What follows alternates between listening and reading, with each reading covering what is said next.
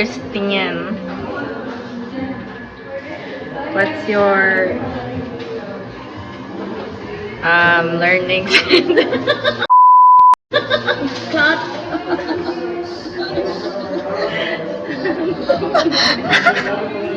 Ano yung director ko yung kulilit ko ba? Okay. Learning mo sa 2025 o imuhang ano na? Ano to? Hope. For 2026. For 2026. 2025, I learned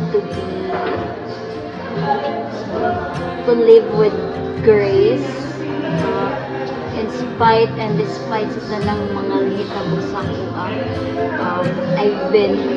This year has been challenging, pero I'm still thankful na I still have friends and families na were there around. 2026, I am hopeful na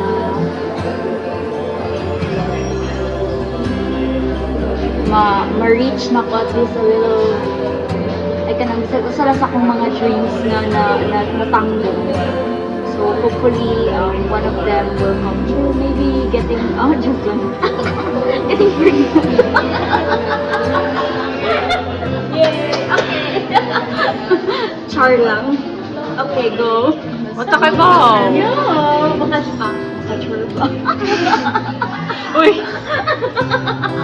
Oh, i-repeat. Recorded. Sige, go. Next.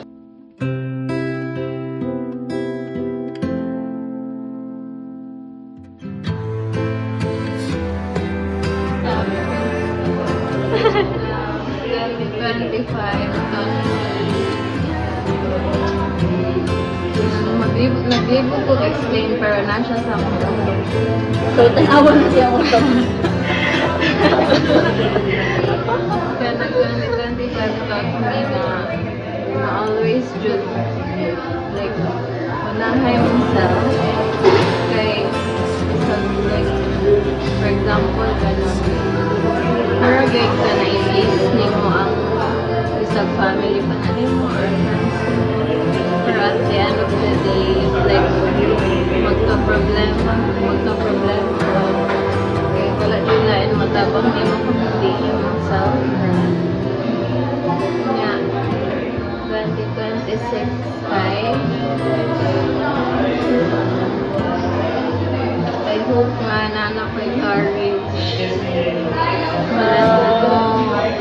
fly away Mahimong chicken. Nagkailan chicken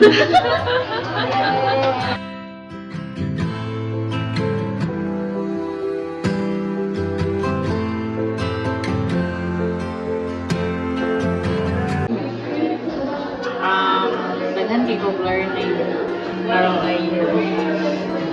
I mean, I don't know, it's the most wonderful time of the year.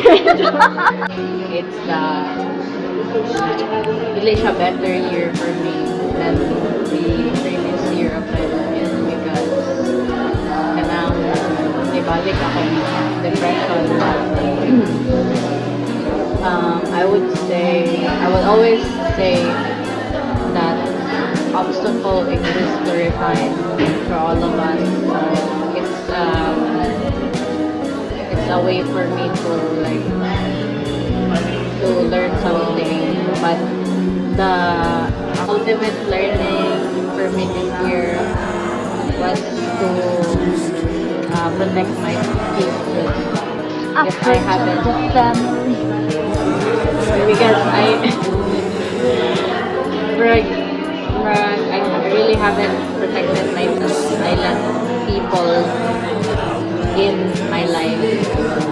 Like, I mean, both of you have told me before na you should be, I can't, unsa ko ka level. Wala, I realized confirmation.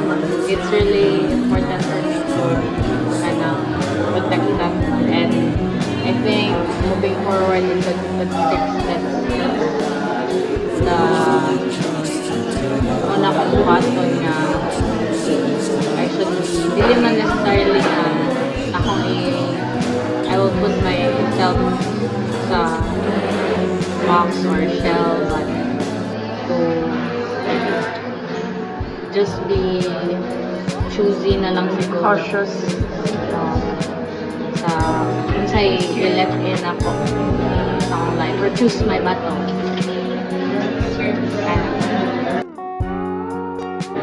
Choose us wisely. Sabi na, ayoko kung kalagyan mo.